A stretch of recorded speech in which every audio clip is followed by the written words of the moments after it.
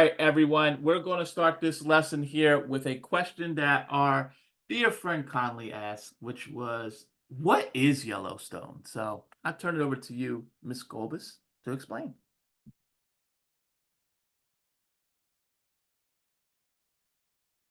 Hopefully, Miss Golbus, you can explain. Oops, there we go. Yeah. All right, so can everybody see my screen okay? I'm sharing a picture of Yellowstone. Actually, let me refresh it so it can, this is supposed to be live, so let me press it again so it's live. This is a picture of Yellowstone. Now, what do you guys see? What do you notice in this video here? Let me see, I'll make it a little bit bigger. What do you notice in this video? This is a live picture from Yellowstone. Oh, geysers, lots of trees. So guys, you see these things here? What is that? Oh, look, a new picture. So like, what is happening here? Like what? Ooh, smoke, steam from geysers. And these are live pictures. Now guys, I have a question. Is this smoke? Somebody said, is this smoke? So there's lots of trees. Is this smoke from a forest fire? I mean, there's some people, can you guys see the people walking on all the paths? Do you think there would be people walking calmly on these paths if there was a forest fire? Hopefully not. If there was a forest fire, they should leave. So it's not smoke. This is steam from geysers and hot springs. So that is what Yellowstone Park is famous for. And it's a huge park. I'm going to show you guys some maps later and you'll get to see how big it is. But guess what? It is bigger than some states in America. That's how big Yellowstone Park is. It's bigger than some states. And it covers 3 different states, the area it is. That's how big this place is. It's amazing. So let's see, what else, anything else that you guys notice about this area here? Like I see there's a lot of trees, but why are there no trees right here? Why do you think there's no trees in this center area? Why aren't there trees growing here? Oh, a train track? Actually, it does kind of look like a train track, but that's actually a wooden path. So they have wooden hiking trails. Maybe they cut them down, maybe because it's rocky. Okay, now I have another question. There's a steamy geyser right here.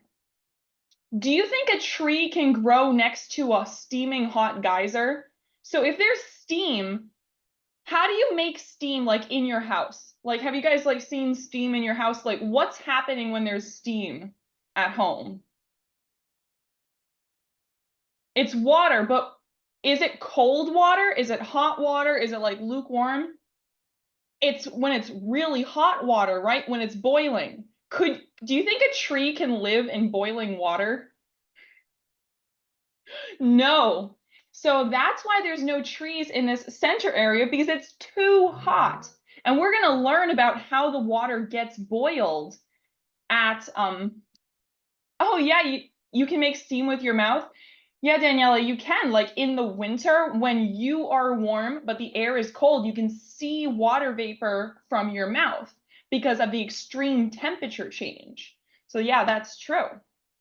So let's learn a little bit about Yellowstone Park. All right, so Yellowstone National Park. Here is a picture of one of the hot springs. Now, what do you notice about this hot spring? There's some interesting stuff happening here. Like, I see quite a few things going on in the background and a few things like happening there.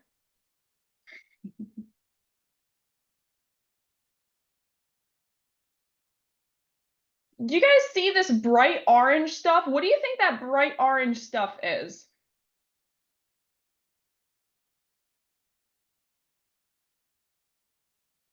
Oh, it could be sand. Yeah, we learned about white sand yesterday. It does look like the Yellowstones. Sensen, so I don't know, maybe that's why it's called Yellowstone because it does turn yellow. That would be a pretty brilliant way to name it.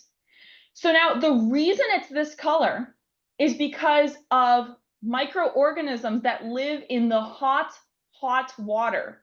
They survive in boiling water. It's not lava, because lava will stay below the earth. If the lava comes to the surface, it would turn back to rock, because rock has a really high melting point.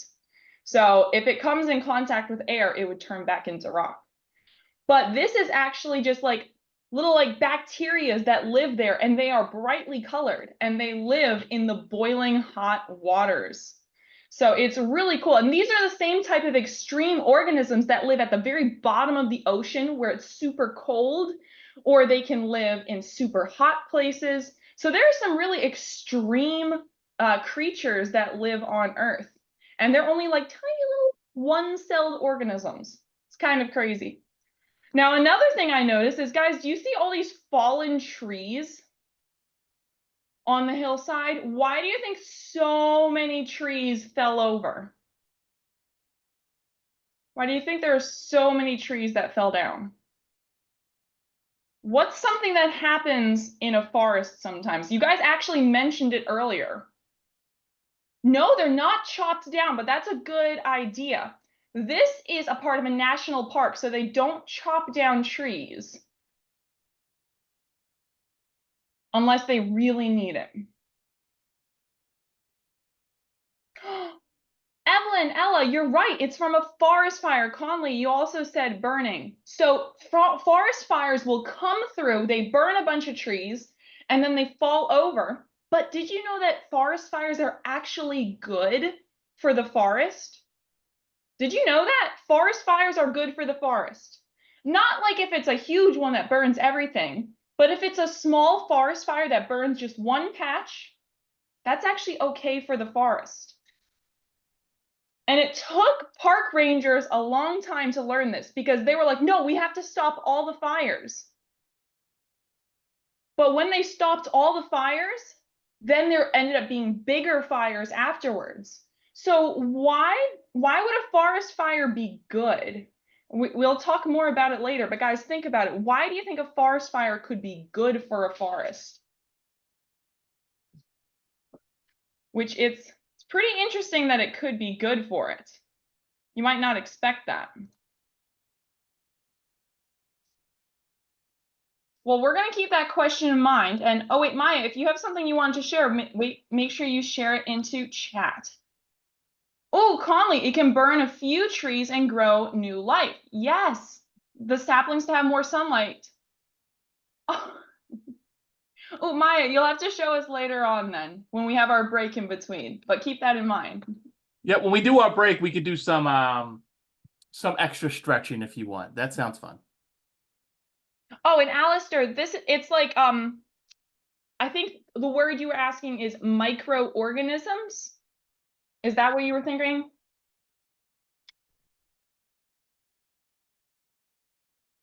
Where it's like really tiny single-celled organisms, so microorganisms, really small things, and they can live in extreme environments, some of them. Yes. So many types of things live there, Alistair. Yeah, get rid of the dead stuff. So yeah, you guys are all right about forest fires, and we'll talk more about those later on as well. Oh, and here are some more good pictures. You can see here, again, the bright colors of everything around the lake, the extreme organisms. Oh, and guys, we have some other cool creatures that are there. Old Faithful is one of the most famous geysers at Yellowstone. So there's a lot of really awesome stuff that happens at Yellowstone. Now, the geysers are probably the biggest cool thing at Yellowstone. Did you know that of all the geysers around the world, about half of them are at Yellowstone Park? So in the whole world, half of them are in this one park. So it's a pretty extreme place. So let's watch a video where we learn about what exactly are geysers, because that's a big deal. And you guys let me know if you can hear it okay. Have you ever seen something like this before? Do you know what it is called? If you said it is called a geyser, Then you are correct. This particular geyser is called Old Faithful and is located in Yellowstone National Park. The water surrounding this geyser is called a hot spring. Today, we are going to learn more about geysers and hot springs and do a little experiment while we learn. Ready? Let's go. First off, let's talk about geysers and what they are. Geysers are natural pools of water that sometimes erupt, sending steam and hot water into the air. Geysers are the result of hot magma heating water deep in the earth. The resulting pressure of this reaction then forces the water to the surface of the earth. Here is an interesting fact. The word geyser comes from the Icelandic word Geysir, which means to gush, and geysers totally gush. Geysers are a specific type of landform that always have the following characteristics. First, geysers have a narrow opening. Next, geysers spew water and then steam on a repeating cycle. Last, geysers are always found in places with a lot of geothermal activity, most often near volcanoes. Remember how we said that geysers are hot pools of water that sometimes erupt? Well, hot springs are those pools of water. These springs are also filled with minerals. Like geysers, hot springs are also a result of magma heating water underground. This water then rises to the surface of the earth and forms into pools. Unlike geysers, however, hot springs do not erupt or gush. The reason they are called hot springs is because they are pockets of water that are hotter than the surrounding ground or air temperatures. The water in a hot spring is usually 98 degrees Fahrenheit or hotter when it comes out of the ground. Here is an interesting fact. Some hot springs can turn into geysers. This happens when a hot spring becomes pressurized and erupts. Think of it this way. All geysers are technically also hot springs, but not all hot springs are geysers. Most of the world's geysers are located in the United States, especially in the West, as well as Iceland and New Zealand. Here is an interesting fact about Old Faithful. It gets its name because it erupts on a very regular basis. It is estimated that each eruption discharges about 3,700 to 8,400 gallons of water. And the jets of water can rise to heights of over 180 feet.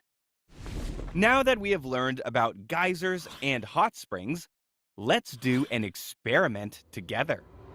We are going to simulate our own geyser. First things first, though, make sure you have an adult you trust help you with this experiment. All right, guys, so we're not going to do their experiment, but I wanted to rewind to here where it was showing us where all of the geysers are. Now, I want to tell you something really cool about this. What heats the water in a geyser or a hot spring? Do you guys remember what was heating up the water? What did they say? Microwaves. Okay, so yes, there is pressure. Yes, but it's magma underground. So a magma underground. Now, magma is when it's underground. Lava is when it explodes and it's above ground. So that's why they're saying magma, not lava. But magma and lava are part of a volcano, right? Now, here's the really interesting thing. He said that most hot springs are in America, in Iceland, or in New Zealand. And these are all places that have lots of shifting of tectonic plates, which is a place where a lot of volcanoes will happen. So that's what all these places have in common. Has anybody ever learned about tectonic plates in school? Who's learned about them? Yeah? So tectonic plates is like when you have all of the land on Earth and it's shifting and moving. When they shift under each other, it can make a volcano because now there's a gap where they've shifted. If they shift past each other, it can make an earthquake because it's like the friction, they rumble against each other. So that is what these places have in common, that the tectonic plates are shifting, and when they shift, that magma can heat up the water. So it's really cool. Awesome, Renji. So it connects back to school this year. So Iceland is also very famous for hot springs, but it's a small place. That's why Old Faithful in Yellowstone is much more common and popular, because it's many more and it's easier to travel to. That is awesome. So I'm glad you guys are making connections to what you've learned. Have you? All right, so what do we learn? We learned that geysers form from magma deep underground and pressure. We learned that a hot spring can turn into a geyser, but they always have a hot spring first, and the geyser comes out of the hot spring. So we learned a few things there. Now, guys, I have a question, and you guys have to answer. Is it A, B, or C? So how is the geyser heated? Is it the forest fires, magma, the sun? B. This one's pretty easy. It's magma deep in the earth. The sun is pretty hot, but it's not hot enough on Earth to heat up the geyser. And there are lots of forest fires in Yellowstone, but that's not what heats the water. All right, guys. Now, some of you had already answered this question before, but what animal is this and what do you know about them? Oh, guys, don't spam the chat. Ooh, bull, bison, yak, buffalo. Now, you could call it a bull if it is a boy. So bull could be accurate. But guys, I love it. Some of you are saying bison, some of you are saying buffalo. A lot of people call this buffalo, but the official name is bison. So when you say buffalo, I know what you mean, but these are technically bison. And aren't they cool? They are an awesome animal. And guess what? Yellowstone Park is a place that they love to call home. And they love that there are hot springs because it keeps them warm in the winter. They hang out in Yellowstone because it keeps them warm, which I think is pretty cool. They're like, you know what? I want to take a hot tub in the winter, and they like it. Look at this. They're hanging out by all the springs of water there. Yes, Emily, technically buffalo is different, like water buffalo, which lives in Asia and Africa. All right, so they're called bison, and the male, the bull, can weigh 2,000 pounds. That's as much as some small cars. Can you imagine an animal that's so big they weigh as much as a car? That is how big bison are. And the cow is the girl, and she can weigh up to 1,000 pounds. So that's a big difference, right? The boys are twice as big as the girls. The bulls twice as big as the cows. So it's pretty cool. They live 12 to 15 years. So they don't live to be super old. And here's an interesting thing that you probably did not know.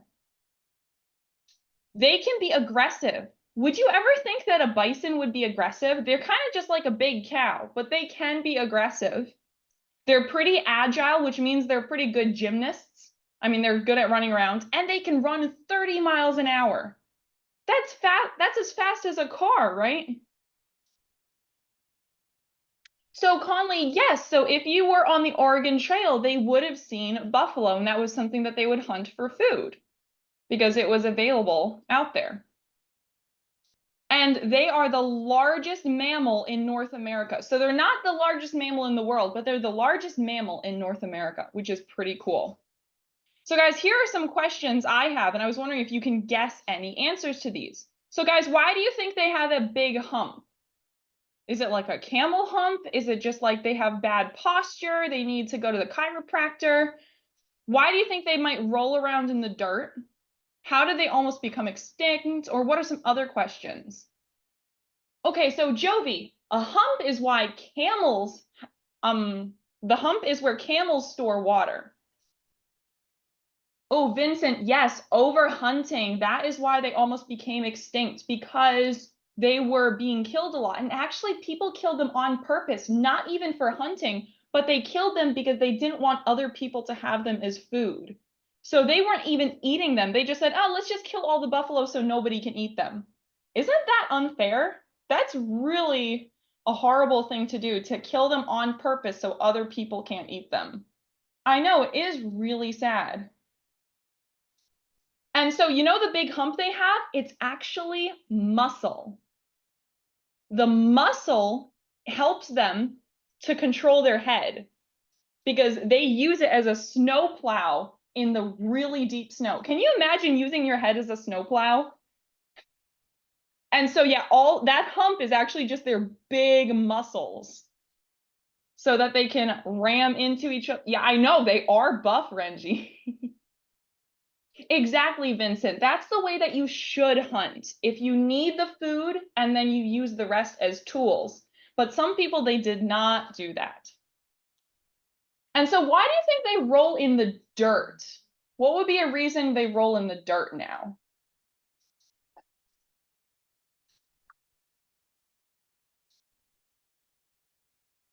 Yes, to stay cool. To have a reason to take a bath. And yeah, then they can go in the hot springs. Yes, it helps them to stay cool because it helps like fluff up their hair so it's easier for them to cool off. So that's why they do dirt. In the dust. Same thing that elephants do in Africa. They cover themselves in dust to help cool off. There you go, Renji. They're called buffalo because they're so strong.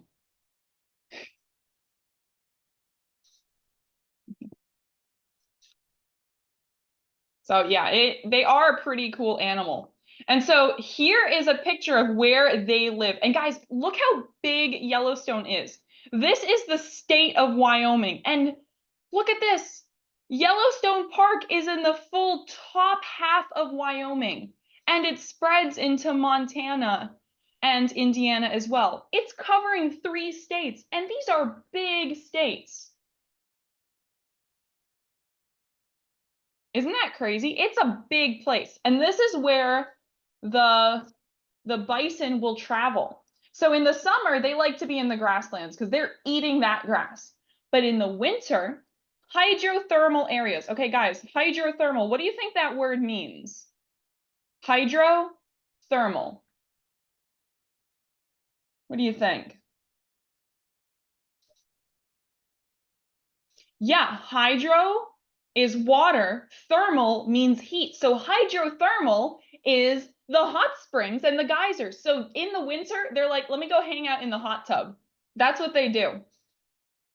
So they travel to different places depending on what time of year it is. So July and August, they're in these valleys. Notice how it's all valleys that they're in. The dark brown is the summer valleys. And then the fall winter range is they travel up to where there are springs. Like Old Faithful is right here. They travel to where there are the hot places. So it's pretty cool. So guys, Yellowstone is the only place in the United States where the bison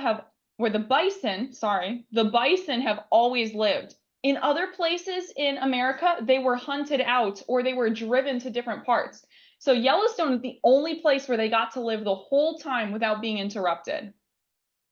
In the 1800s, so around the time of the Civil War, the time where like cowboys and the time of the Oregon Trail, the United States Army is the ones that almost hunted out all the bison. They were killing a lot of them.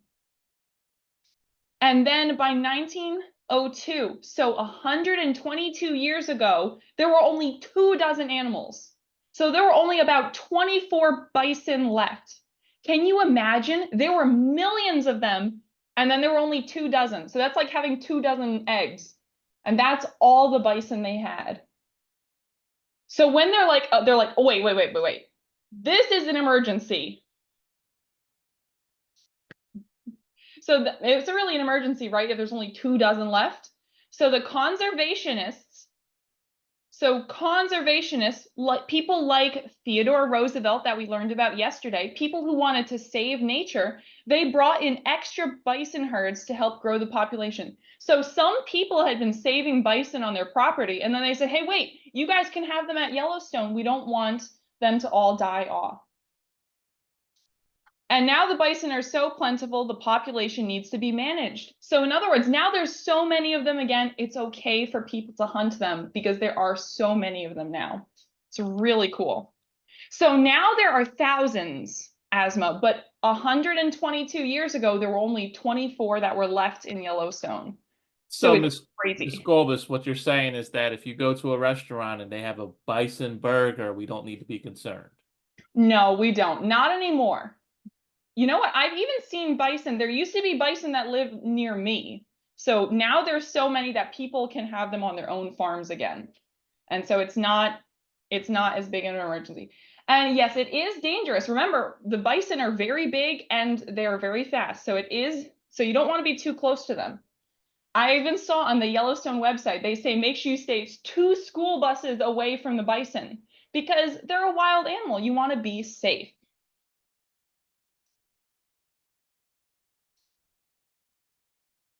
All right, guys, now here is a cool video I wanted to show you guys. This is bison in Yellowstone. Look at this.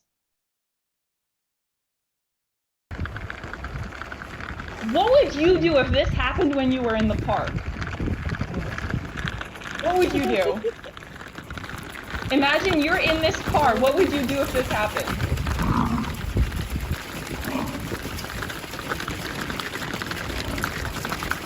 And as you guys look, can you tell which ones are the bulls and which ones are the cows? Remember, the bulls are the big ones and the cows are the smaller ones.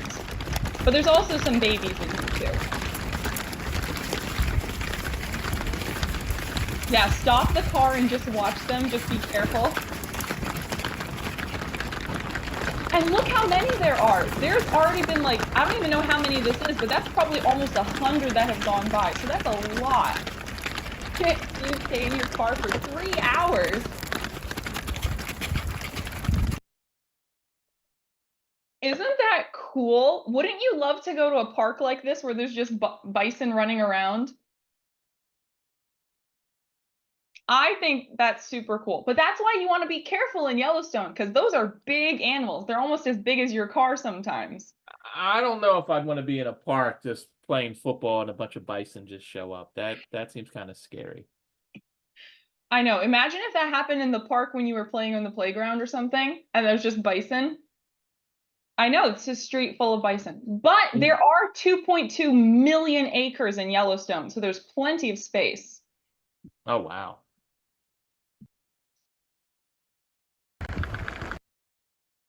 All right, guys. So how many bison were left before conservation started in Yellowstone? We just answered this one. So about how many bison were left?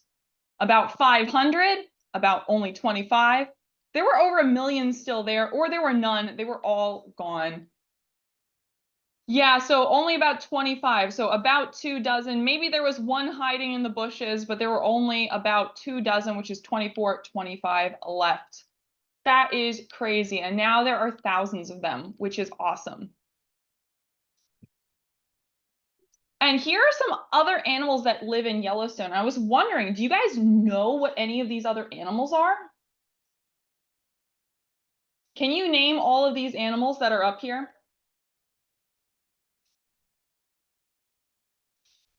All right, what's this one?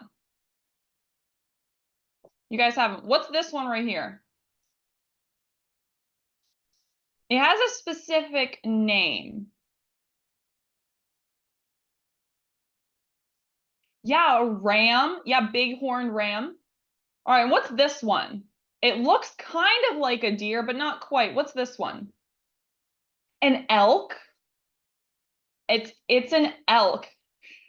It does look kind of like Dasher. So yeah, this is an elk. Now a moose doesn't have like such spindly horns. Moose horns are more like your hand that actually have a big flat area like your palm. So that's the difference with a moose's antlers. What are these ones here, these white ones? Mountain goats. Yes, Emery, you got it. That's a mountain goat. They are scary. They are pretty scary. They're big too. Oh, does anybody know what this one is? This is an interesting animal. It looks like something that would live in Africa. But what is this? Anybody know? Well, a buck is a boy deer. It's kind of like an antelope, but it's actually not. People call them antelopes. So you know, like in the song, where the deer and the antelope play. They're called antelope, but that's the wrong name. Sorry, they got it wrong in that song. So it's not an antelope. It does look like it. It's actually called a pronghorn because it has 2 spikes on its horn. So it's a pronghorn, like it splits. Oh, they're at the Lehigh Valley Zoo? That is cool. Yeah, pronghorn, they're actually not too big. They are a cool animal, though, that runs around in Yellowstone. They love it there. Yeah, I don't know if anybody would guess that unless you knew it. All right, and then what did you guys say these animals are over here? Yeah, we've got it's a black wolf. I think it's technically called a gray wolf, even though it does look black in color. And what do we have here? A coyote. Oh yeah, bobcats, puma. Yeah, this would be a mountain lion. I know, it's not the best picture, so it's kind of hard to tell which kind of animal it is. Oh, and now guys, this is a deer. But does anybody know what the deer that live out in Yellowstone are called?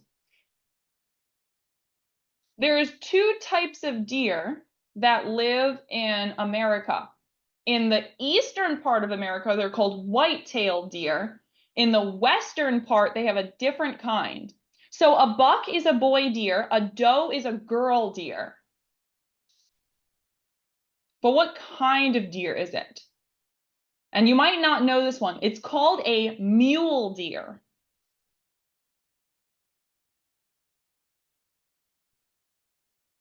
A mule deer. And they call it a mule deer because they have big ears like a donkey. So they're called mule deer, and they're special because they only live in the western part of America.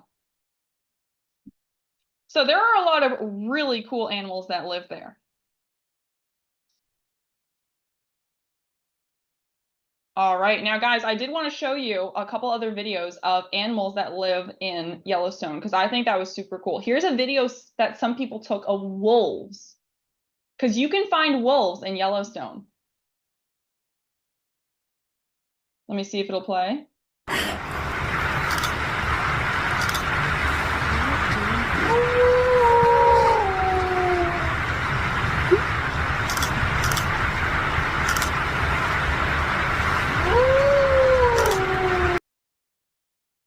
Isn't that cool? Wouldn't you love to see a wolf in Yellowstone? But stay far away, right?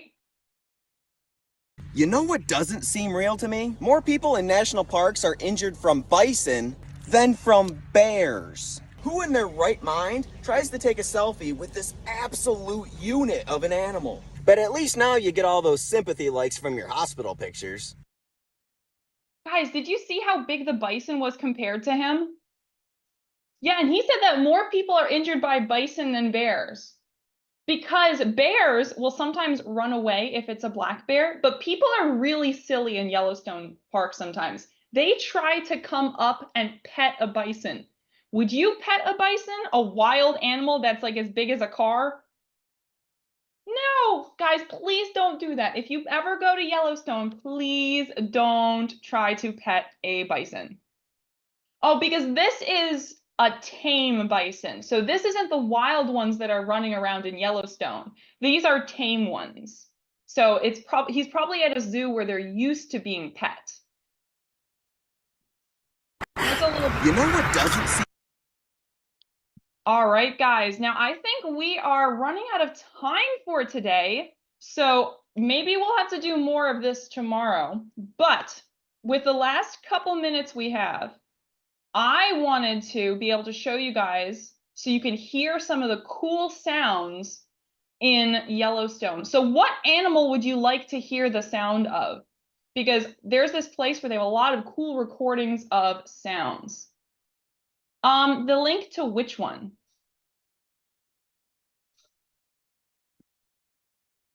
Oh, let's hear a bison that's eating.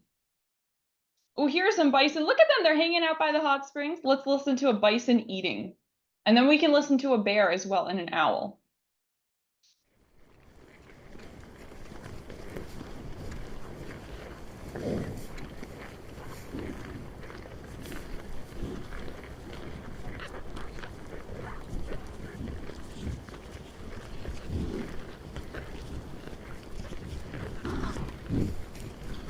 It is a good background sound.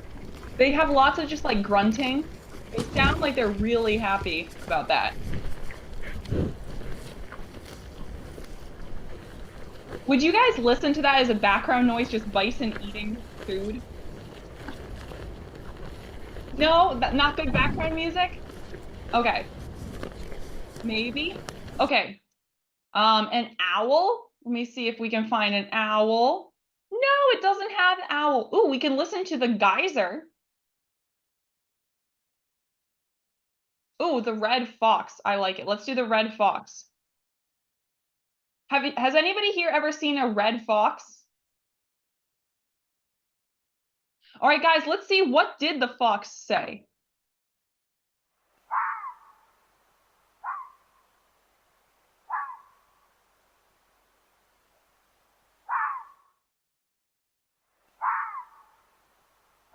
Did anybody expect it to sound like that? That's what foxes sound like. Did anybody know that's what they sounded like? They just sound like they're yelling. I know, it sounds like a little dog just yelling. Yeah, he's a little interesting. All right, let's see. Somebody wanted to listen to a bear. Let me see. Do they? Ooh, they have a grizzly bear. Let's listen to a grizzly bear. Oh, look at him. He's all wet.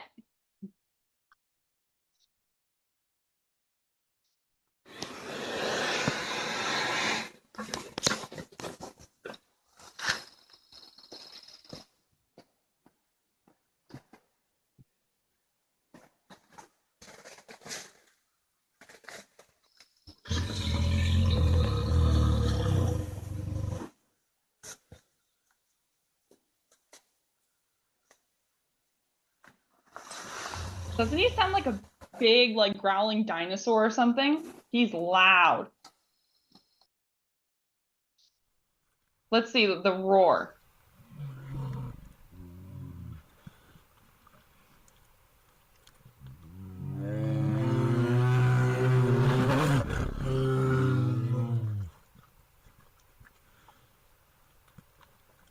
Oh yeah, Cyrus, good question about what zebras sound like. But yeah, they don't live in Yellowstone, so they aren't on this website.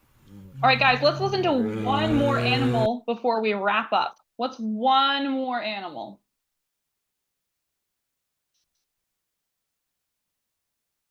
One more animal. A bald eagle?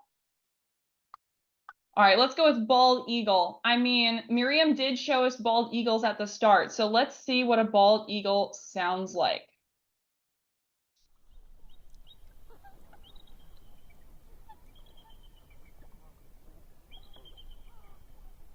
Oh, it's a little quiet, but I can hear it. Let me see.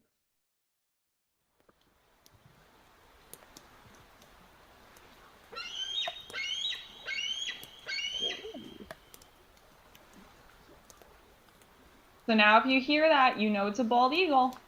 It's very shrill, right? They also sound like they're yelling.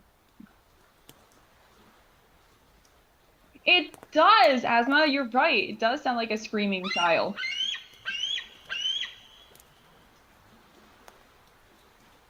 He's such a big, dramatic bird, and he sounds like a little kid screaming, doesn't he? Like a little toddler or something, right?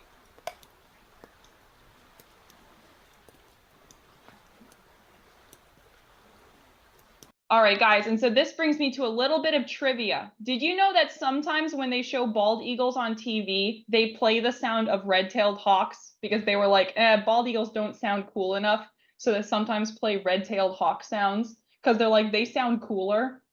So, you know, they voice over the bald eagles on TV sometimes. I don't think they do it every time, but I know they do it sometimes. All right, guys. Well, I think that wraps us up for today because that's all I have. We can look more at Yellowstone tomorrow, but I mean, I hope you guys had fun looking at all these different animals and stuff. I think it's just really cool to learn about it. So I'm gonna pass on, I mean, unless there's anything else you guys want, I think I'm gonna be passing it on back to Mr. Miha.